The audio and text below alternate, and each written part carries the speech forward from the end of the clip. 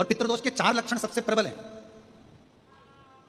ये कोई भी अनुभव कर सकता है। पितृदोष के 4 लक्षण में पहला लक्षण है 1 रुपया कमाओ, सवा रुपए खर्च हो रहे हैं, समझ लेना पितरों का दोष है। दूसरे नंबर का, एक व्यक्ति घर में बीमार है, ठीक हुआ, दूसरा बीमार पड़ गया, तीसरा ठीक हुआ, चौथा बीमार पड़ गया, घर में कोई ना कोई निरंतर बीमार पड़ा हुआ है, दवाई गोली लगी रही है, समझ लो पितरों का दोष है। तीसरे नंबर पर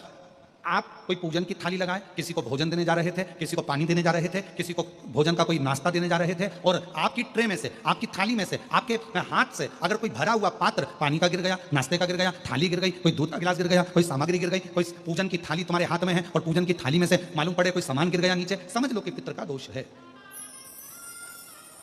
और चौथे नंबर पर पितरों का दोष का वर्णन किया गया, घर में जितने सदस्य रह रहे हैं, अगर वो किसी ना किसी रूप में एक दूसरे पर चिढ़कर बोल रहे हैं, क्रोध कर बोल रहे हैं। प्रश्न बहुत छोटा सा है, पत्नी ने कुछ कहा, उसका उत्तर पति ने चिढ़कर दिया, पति ने कुछ कहा, पत्नी ने चिढ़कर उत्तर दिया, बच्चों ने कुछ कहा, माँ बाप ने चिढ़कर उत्तर दिया, माँ बाप कुछ बोले, बच्चे चिढ़कर उत्तर दिए, समझ लेना कि कहीं ना कहीं पितरों का दोष। तो भगवान पितृदेव ने अपने दामाद से, भगवान देवादिदेव महादेव से कहा कि संसार सागर में हो सकता है कि संसार सागर में मनुष्य रहता है, मानव रहता है, और उससे गलतियां हो जाती है। तो पितृदोष अगर संसार के लोगों को लगे तो हमारा एक निवेदन है, आप जाते जाते वर दीजिए कि यह पितरों की शांति आपकी आराधना से पूर्ण हो जाए, बस इतना वर दे दीजिए। शिवजी उस समय पर मौन हो गए। पार्वती जी ने शिवजी से कहा, आप हमारे नाना जी को वर नहीं देंगे? आप हमारे नाना नानी को वर नहीं देंगे? इन पितरों को, पितरानी को आप वर नहीं देंगे? शिवजी ने वर दिया मां पार्वती जी के नाना जी को और अपने नाना ससुर को, हे पितृदेव, मैं आपको वर देता हूं, श्राद्ध पक्ष के 16 दिन यदि संसार का कोई मनुष्य बेल दूध का प्रयोग करता है,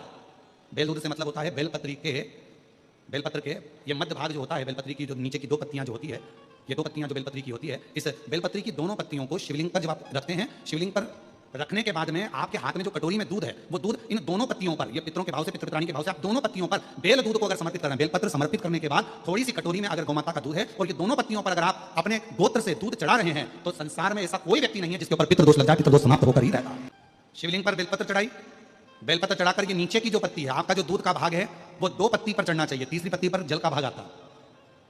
2 पत्ती पर आपका दूध का भाग रहे। और जब बेल दूध का प्रयोग आप करते हैं और दूध बाबा को 16 दिन श्राद्ध के, अगर कोई कह दे कि आपके घर में पितृदोष है, ये दोष है, वो दोष है, सारे दोष आपके यहाँ लग गए हैं, और आपके यहाँ ये 4 लक्षण अगर पितृदोष के दिख रहे हैं जो पहले कथा में वर्णित किए, अगर ये लक्षण दिख रहे हैं, तो श्राद्ध पक्ष के 16 दिन पहले दिन से आप चालू हो जाओ, बेलपत्री शिवजी को चढ़ाया, कटोरी में या चम्मच में 2 बूंद का भी अगर दूध लेकर गए हो, थोड़ा सा भी, बस 2 पत्ती पर आपने दूध समर्पित करा और 1 लोटा जल जो तीसरे नंबर की पत्ती है उस पर समर्पित करा। आपको 16 दिन करने के बाद आपको खुद अनुभव होगा 17वें और 18वें दिन से कि मेरे घर में ऐसा लग रहा है कि सब शांति है और कोई किसी से चिढ़कर बात नहीं कर रहा, लक्ष्मी की वृद्धि अपने आप होना